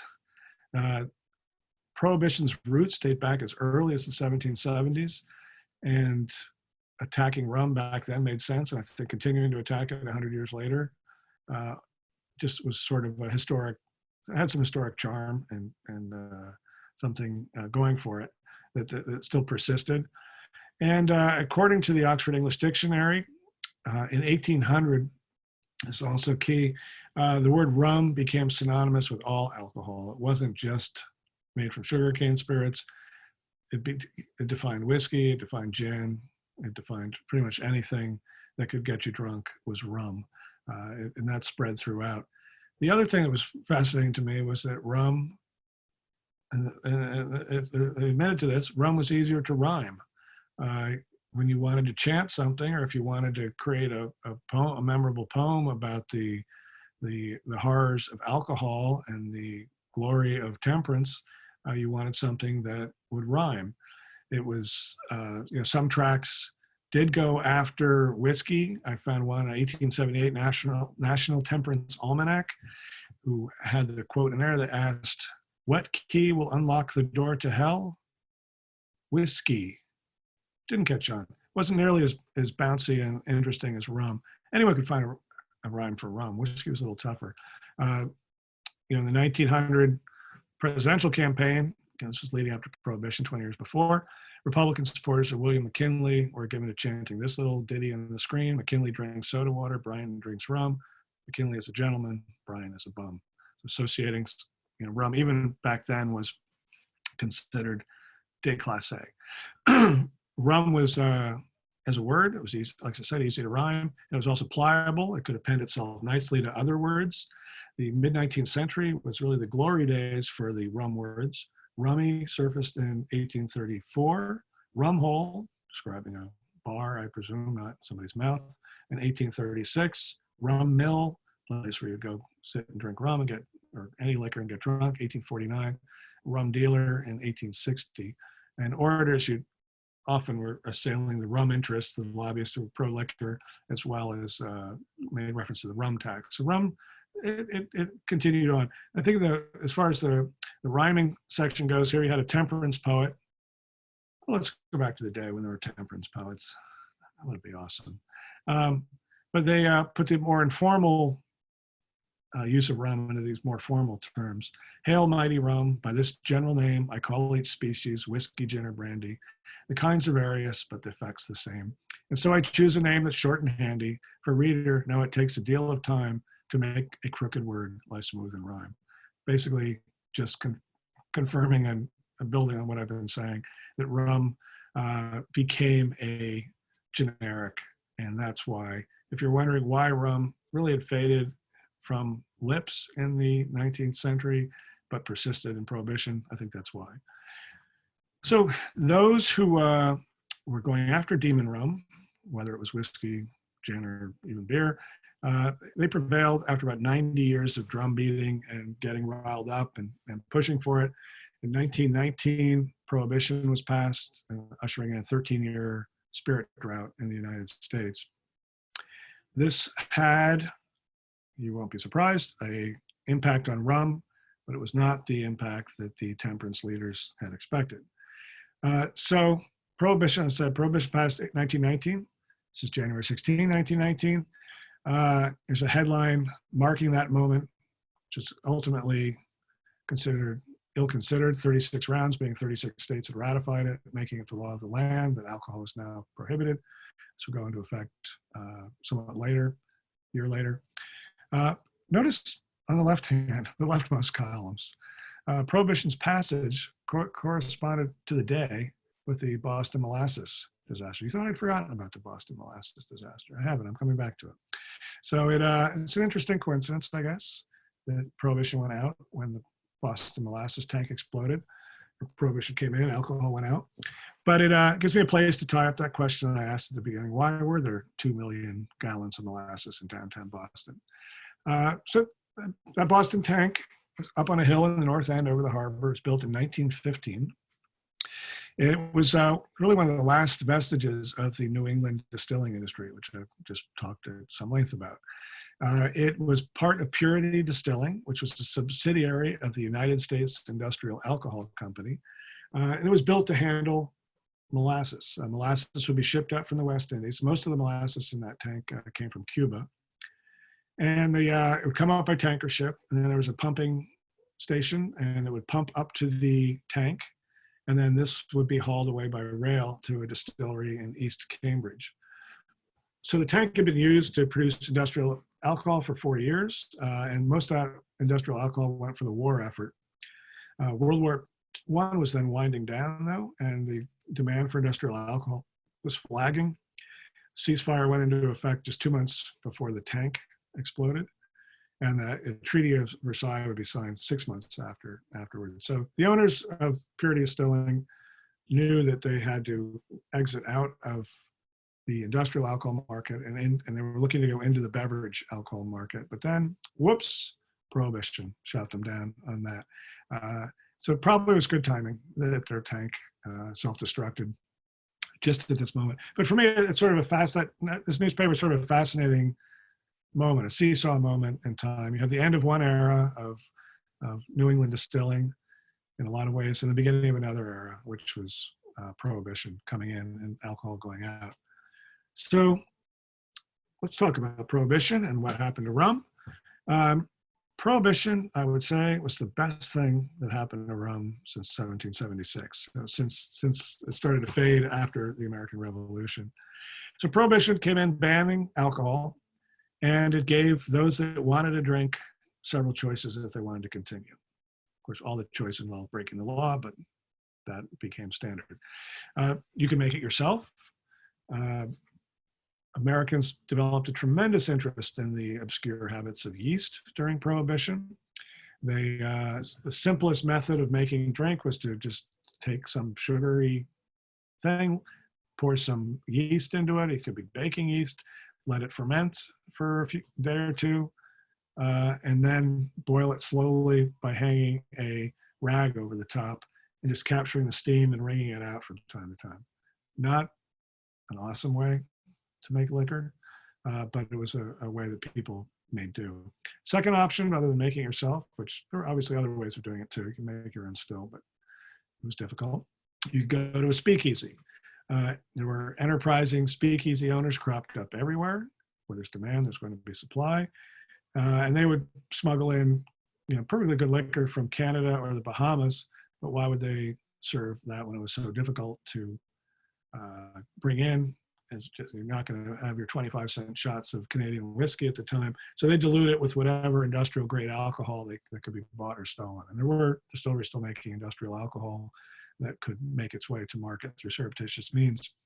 And if industrial alcohol wasn't available, they might mix the Canadian whiskey or scotch with hair tonic, antifreeze, aftershave, whatever they had around that could dilute it, get more money for them. And the product could be colored with caramel or flavored. Sometimes it was colored and flavored with creosote, just to hide the raw taste of it. So if you went to a speakeasy and you were not well connected and wealthy and being able to pay for premium spirits, then your choices were fairly grim. Third choice, take a vacation. This was a welcome option. Prohibition may have contributed to global tourism quite a bit. Americans were suddenly interested in other people and cultures, especially those cultures that didn't seem fit to ban liquor. Those cultures left a very large choice. Basically every country except Finland, which had its own prohibition in 1919, and Canada for a time. They briefly had its own prohibition, but then it came to its senses and realized the vast size of the American market for contraband liquor, and it came back into it, allowing those sales. One place that you could travel to was quite easy, especially for those in the Southeast, was to Havana. It was already considered the Paris of the Caribbean, with exotic dancers and music and architecture. Fortune magazine wrote during Prohibition that Havana became the unofficial United States saloon. Big hotels set up outposts here, like the Biltmore, which became the Hotel Sevilla just before Prohibition took effect. And they added it, they knew the tourists were coming. They built a 10-story tower and a roof garden. They added all sorts of new services to lure visiting Americans, like long-distance phone calling. They had 2 orchestras play in the ballroom. And of course, there was a fully stocked bar and talented and experienced bartenders. In November 1920, just 10 months after Prohibition went into effect, Aeromarine Airways took its first passengers to Cuba in 11-seat flying boats, they call them. First ever international service, scheduled international service out of the United States. They had, it was followed by Pan American Airways, 1927. They took off. They had a seaplane based in Coconut Grove that was pretty extraordinary. You could get on a plane and be in Havana by afternoon in order to have a drink, well in time for cocktails. There was lots of showmanship involved with expanding routes into Cuba.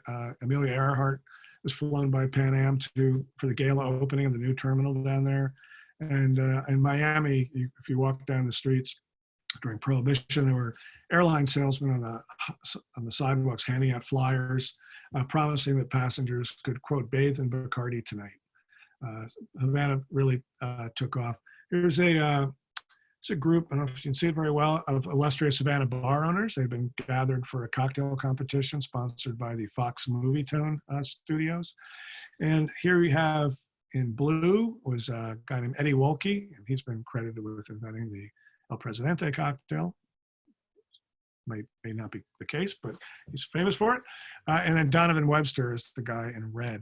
And Donovan he was in Newark, New Jersey, and when Prohibition was enacted, he wasted little time.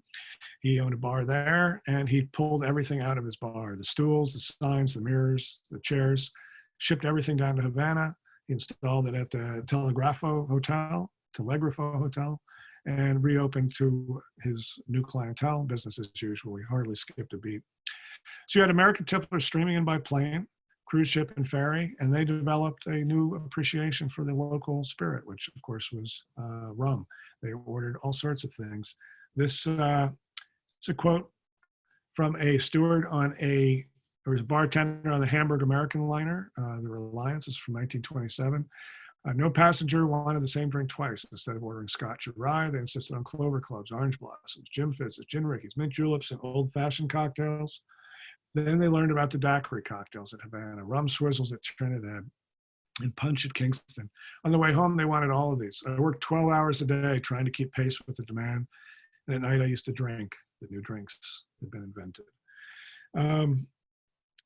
So rum was back.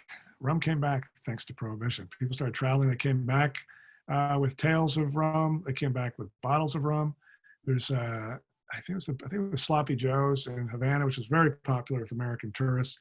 They sold these belts that were basically holsters. You could put the little mini airline bottles in there, like it was gun cartridges, and waltz through customs after you got off your steamship from that. People started bringing rum back in great numbers. So really it disappeared, but it became something you kept under the stairs to put in mincemeat pie to give somebody who had a cough. Really became something that was much more classy and appreciated. They started to learn, here's a great quote from Basil Woon, 1928. This pretty much sums up just what I've been saying. Beginning as a thick, dark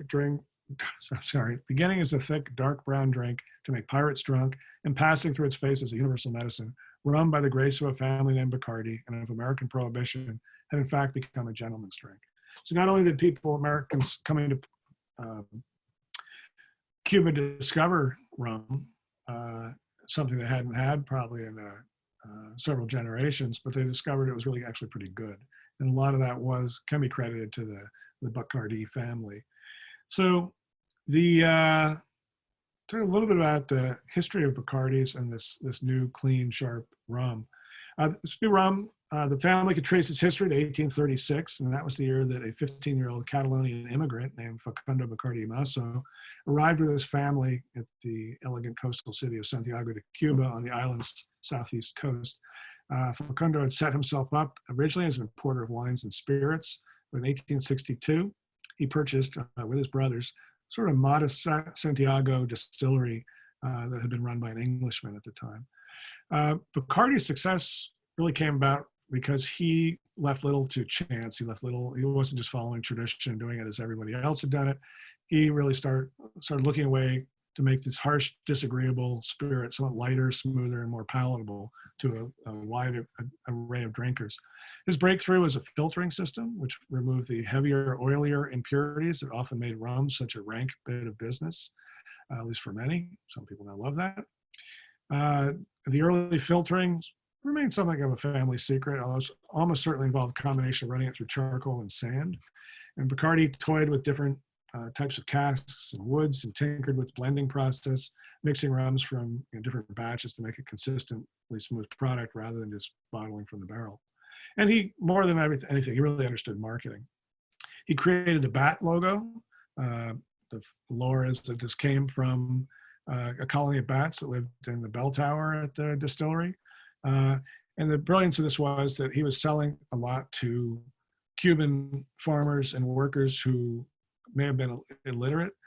They understood the bat logo. They could point to a bat logo on a shelf at a bodega or market. And Bacardi really took off. It's become one of the most valuable symbols in the corporate world. So Bacardi had really improved rum sort of quietly and somewhat out of sight of the Americans until they showed up for Prohibition. When they showed up, they realized, oh, hello there, what's this? This is pretty tasty. It's quite a bit better than I was expecting. That stories of rum from my grandfather. It sold so well. Here's, you tell they are obviously pushing the market during Prohibition, and this only Bacardi is worth of your luggage space on the way home. They made so much money that they moved from Santiago de Cuba into Havana, had a fairly spectacular corporate building constructed, and they hired Maxfield Parrish, who was a well-known illustrator, work appeared a lot in the great magazines of the time. Look at the detail on this. You can see on the upper parts the nudes and the panels there. It's sort of a Moorish fantasy by way of a little Art Deco, I guess. It's a fascinating building. But that was the Bacardi building. And during the Prohibition, you could get off your boat, and this was just a few blocks from the harbor, walk up there, and they had a lounge on the second floor, and you could go in there and drink for free. They offered free drinks to American tourists as part of their marketing strategy. So, Americans came back. They found rum. They brought the concept of rum, of good rum. As I said, they brought bottles as well as the thoughts of good rum back to America. Rum started to reemerge in America. The Prohibition was repealed in 1933. So rum was again a topic of conversation. Still was marginal. Whiskey was still king at the time. Vodka was just starting to emerge, and rum was there playing on the field once again. So what happened after Prohibition?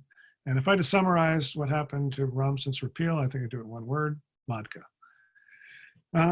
For all the ubiquity of vodka today, it's everywhere, all the time. It comes as a bit of a surprise to learn that it was basically considered an exotic import up until just after World War II. You look at statistics of liquor imports into the US, and vodka tends to be classified under other. It was not even a major category prior to World War II. But after World War II, that changed rather starkly. And a lot of that was due to the marketing efforts of a company called Hubline, based out of Connecticut. Hubline had purchased the Smirnoff brand from a family that had come out on the wrong side of the Russian Revolution. They had been producing it in exile in France. They weren't doing particularly well with it. Hubline was doing a bunch of stuff. They had spray. There was a spray barbecue sauce that would explode on the store shelves, so that didn't do very well. They had a few things that were not very successful. The Smirnoff vodka, however, was. So they acquired the rights to Smirnoff from the Russian family that had started it. And they did some clever things with that. They softened the name. Smirnoff was originally spelled with a V at the end. They put the two F's on it, which they thought seemed a little bit friendlier for the Americans. And they advertised that it leaves you breathless. That was their big slogan in the last mid-century. In other words, it was a perfect drink for the 3 vodka martini lunch that you could go back to the office and your boss and coworkers would know that you've been swilling. They also did a great job adapting and inventing mixed drinks and advertised them heavily. Among these were the Moscow Mule, the Bloody Mary, and the Screwdriver, which were all vodka drinks that they promoted extensively to help vodka catch on. Vodka just went, well, like fire. I think this sums it up. This is a Business Week article from 1951. U.S. taste buds want to blend. We're in the era of Wonder Bread and Spam and Cheese Whiz and all the things that are taking all the native goodness out of food and making it homogeneous and easily stored, transported, and served. And vodka was part of that whole category. So what happened?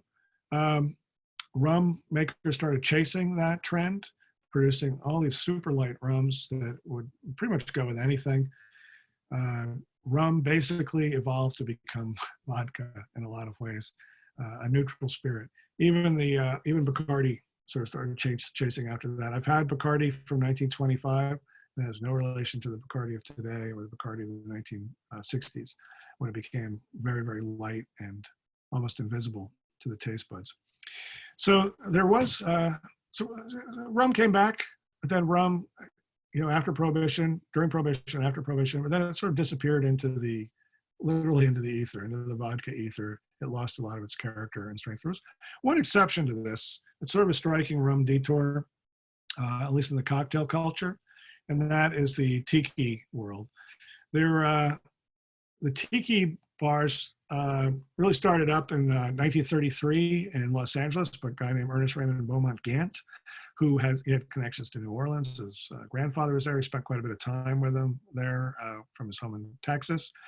He traveled the world, was something of a ne'er-do-well, but then ended up in Los Angeles right after Prohibition, opened up Don the Beachcombers, his first bar.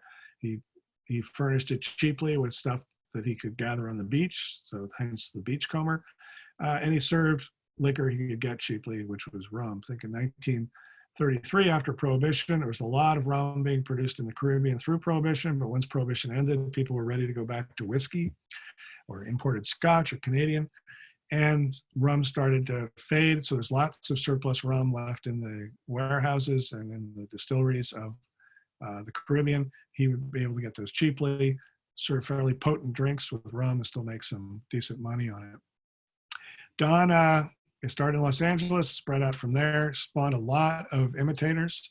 Foremost among them was Vic Bergeron, who launched the Trader Vic's change, which was even more successful than Don the Beachcombers, more widely spread. And it was a real fantasy land. It was based on a faux Polynesian fantasy.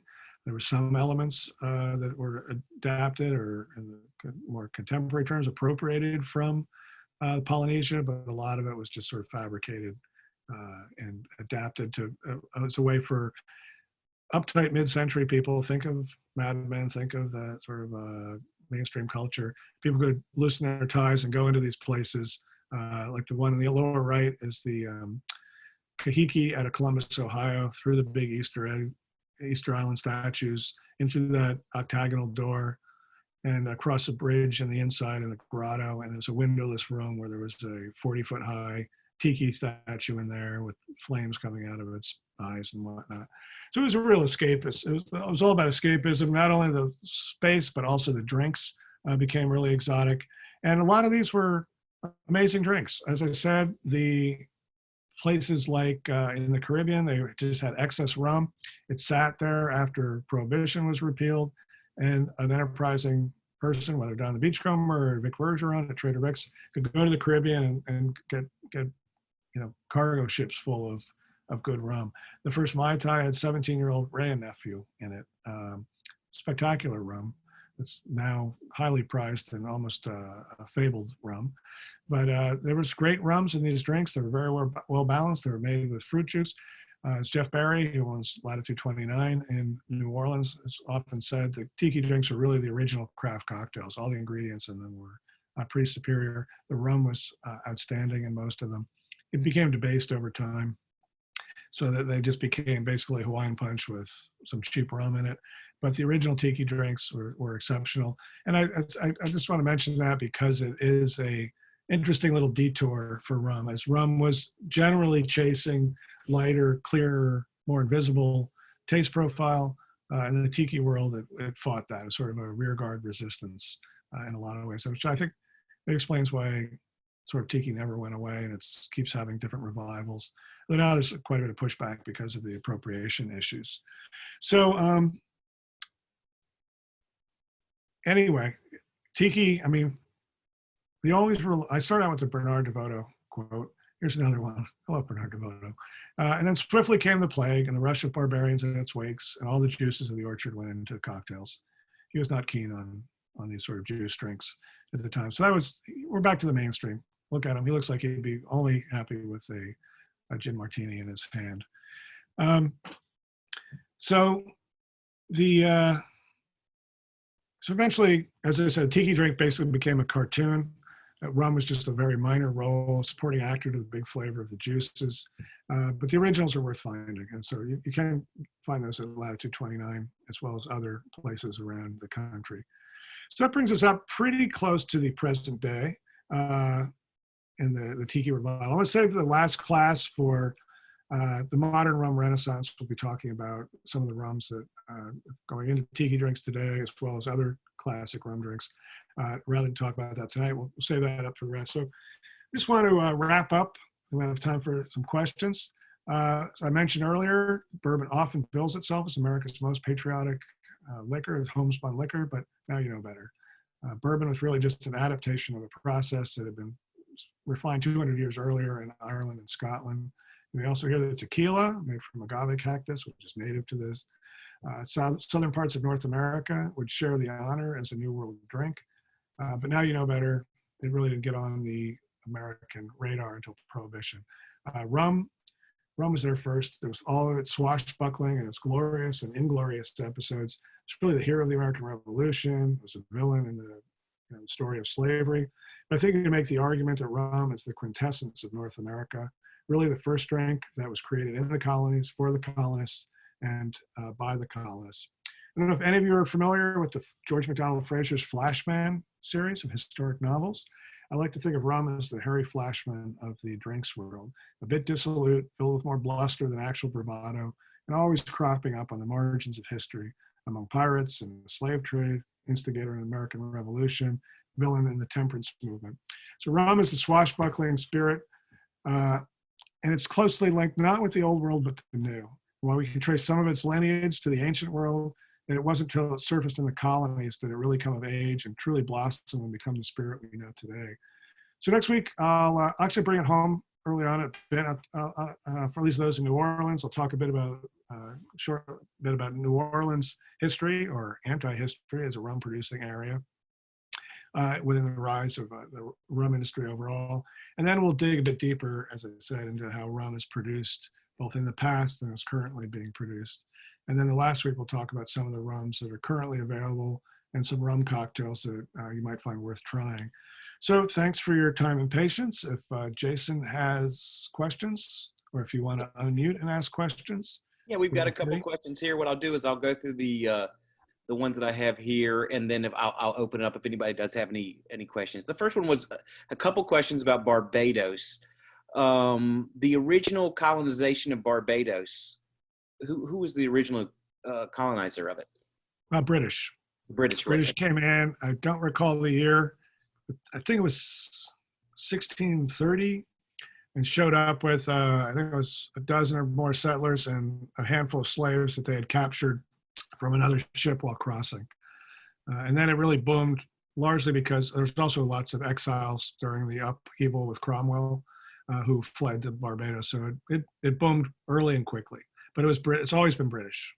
Okay, good. I think if I recall correctly, it's the only island that was always under one bit of ownership. That it was never. So many of them they go from Portuguese to Dutch to British to Dutch to Spanish, but I believe Barbados is the only one that was wholly British. Hey, another one about Barbados was you talked about Barbados' influence in the Caribbean, and you've made it clear that they thrive with sugar and rum, but how are they influential in the region? That's a good question, and one that I haven't really dug into. I think if anything, they were influential in their prosperity. the manor houses there are extraordinary. They wore all the British fashions. I think everybody wanted to mimic their wealth. I think everybody wanted to chase after them. But I don't know specifically about their interactions with other islands. My guess is there wasn't a whole lot of interaction because there wouldn't have been a whole lot of reason for it.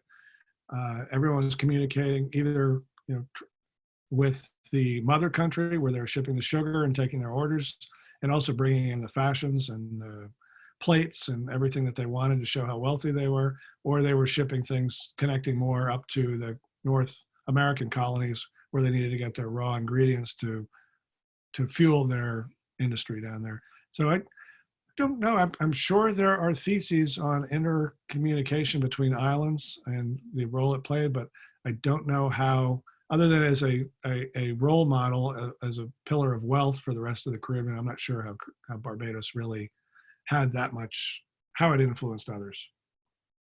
All right. The next one was you talked about the tiki bars and stuff like that.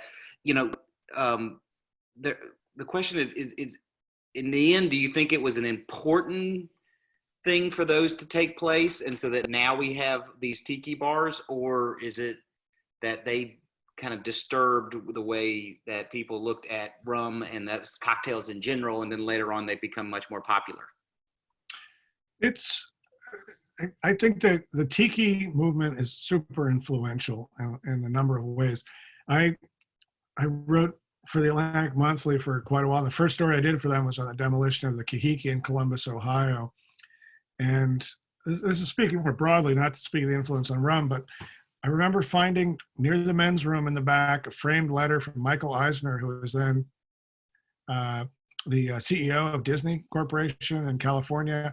And he'd gone to Denison College in Columbus, and we used to hang out at the Kahiki as a college student. And he wrote the owners of the Kahiki after he was gone on to some fame and fortune at Disney, saying that he learned everything he needed to know about American culture at the Kahiki, which I thought was, for a society worried about Disneyfication of everything, was a fairly interesting connection. So I think that the tiki movement was, in terms of creating this sort of fantasy world, the sort of what now architects tend to call placemaking, just sort of creating something out of whole cloth, or in this case, partly out of whole cloth and partly borrowed, and submersing people into it. I think that was quite influential in terms of popular culture.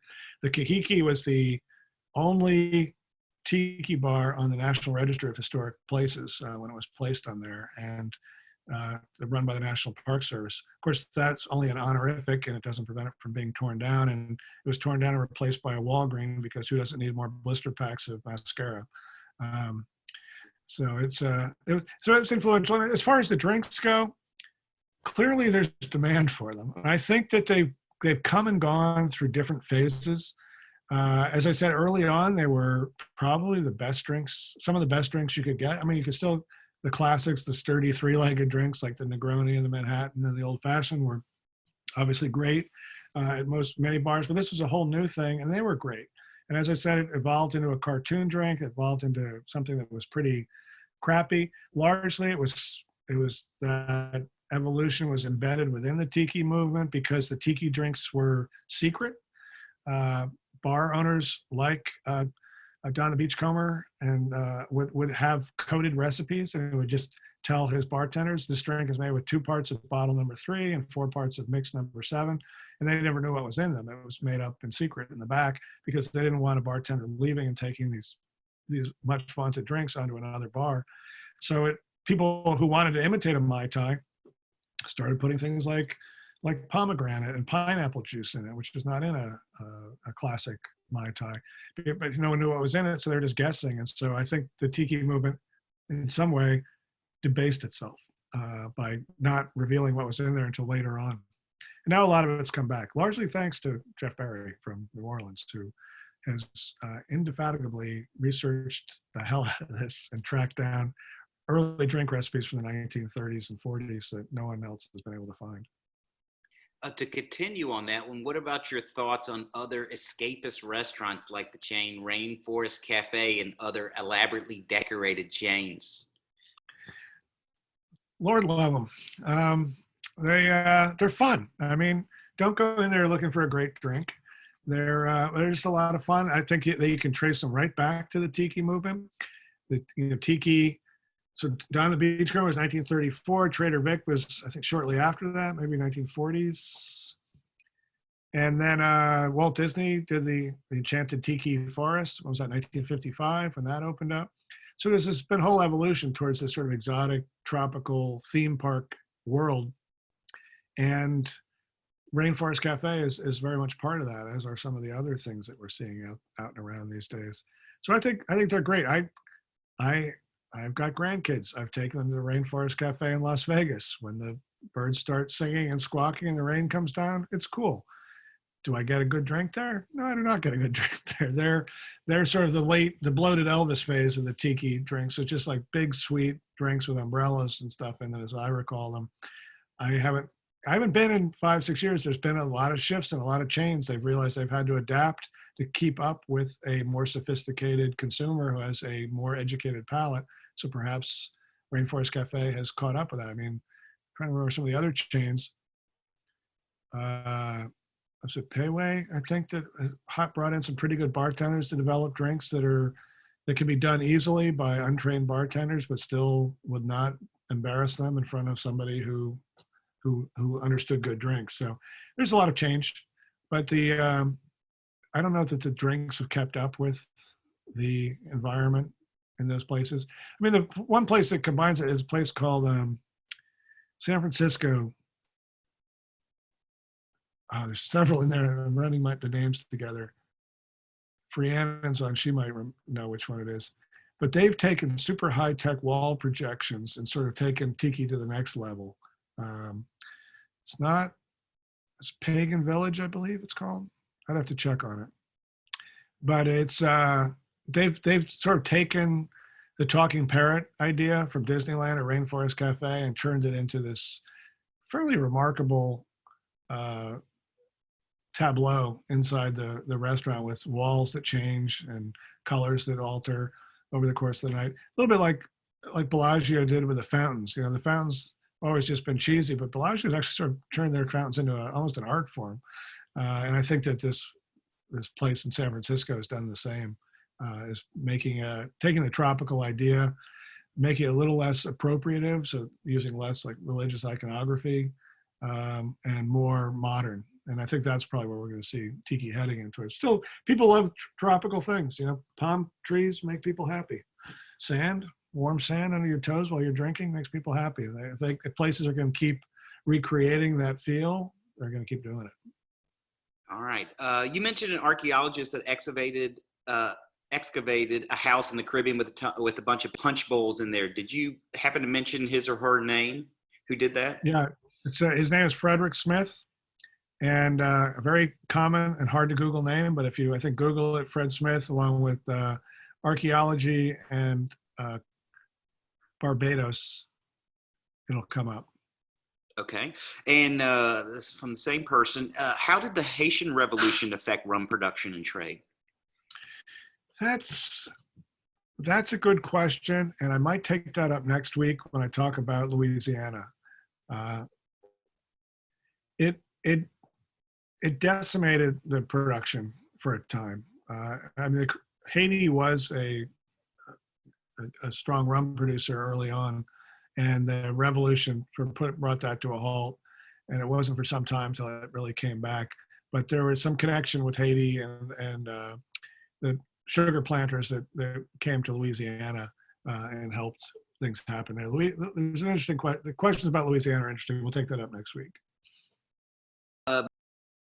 World War II had an effect on the popularity of tiki.